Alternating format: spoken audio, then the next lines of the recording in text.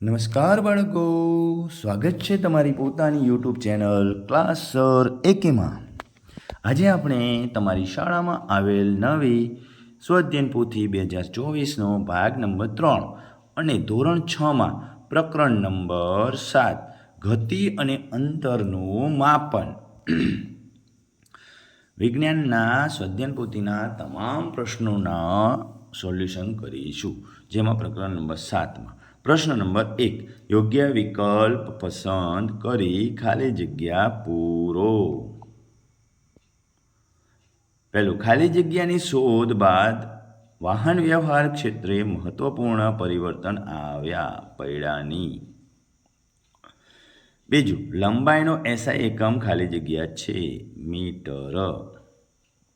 ત્રીજું, નાના બાળકના પારણાની ગતિ ખાલી જગ્યા પ્રકારની ગતિ છે આંદોલિત ગતિ.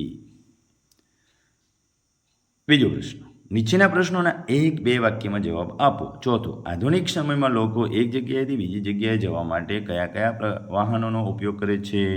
બાઇક, રિક્ષા, સાયકલ, કાર, બસ વગેરે.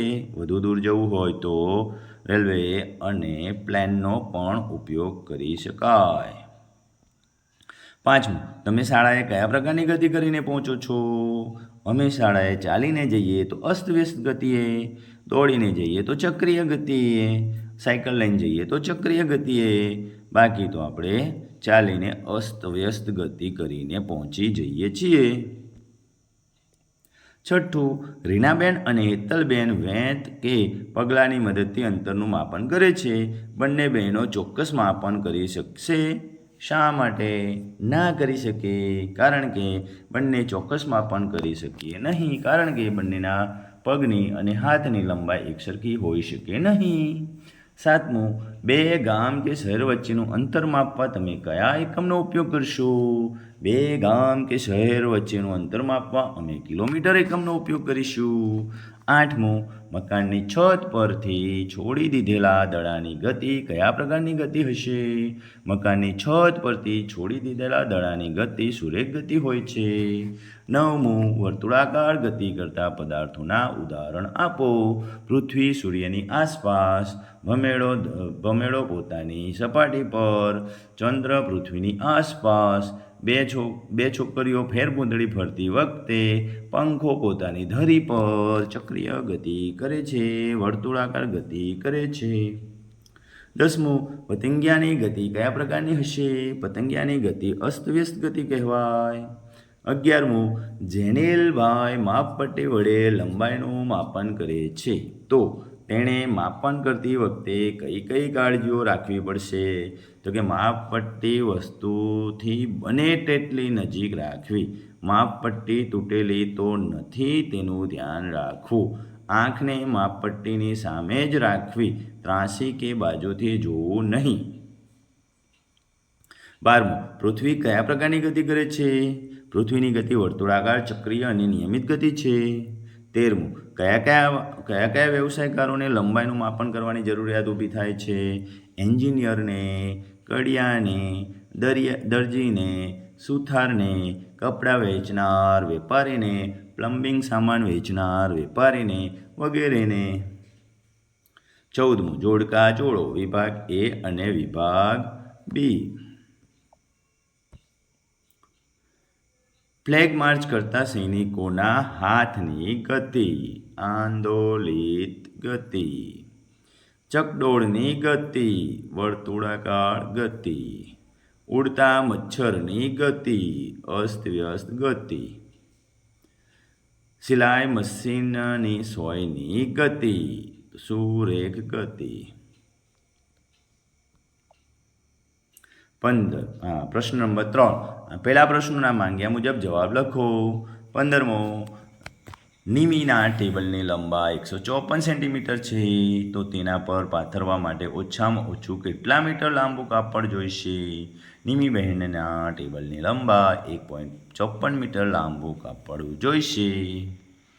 16મું, શિલ્પાની શાળાથી ઘરનું અંતર 1.5 કિલોમીટર છે તો શિલ્પાબેને શાળાથી ઘરે જતી વખતે કેટલા મીટર ચાલવું પડશે?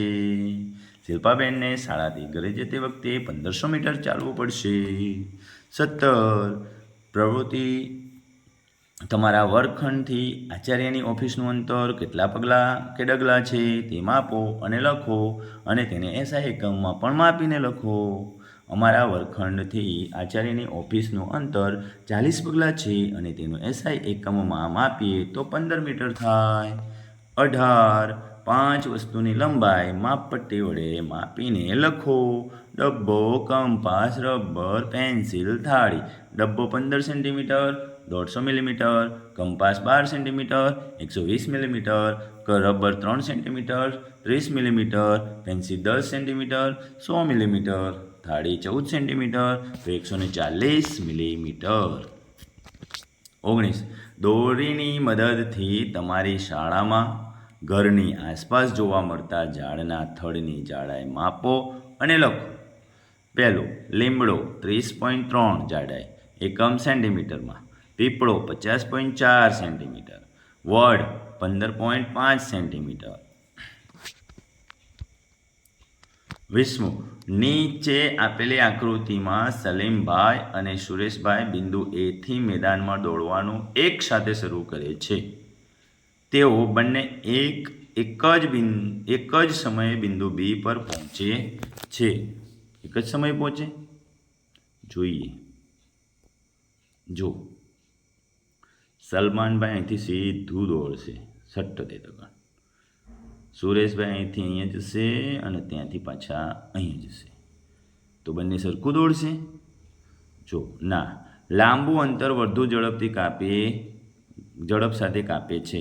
તે સલમાનની તુલનામાં સુરેશભાઈ માટે આપેલી પરિસ્થિતિમાં કયું વિધાન સાચું છે? તો કે વિધાન આ બી સાચું છે. કયું વિધાન સાચું છે? વિધાન બી. લાંબુ અંતર વધુ ઝડપ સાથે કાપે છે.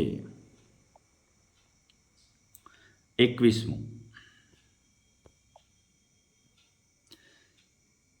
તમને નીચે મુજબ એ, બી અને સી માપપટ્ટી આપવામાં આવેલી છે, જેની મદદથી 10 સેન્ટીમીટરની લંબાઈ માપવાની છે. તો લંબાઈના સાચા માપ માટે તમે કઈ માપપટ્ટીનો ઉપયોગ કરી શકશો?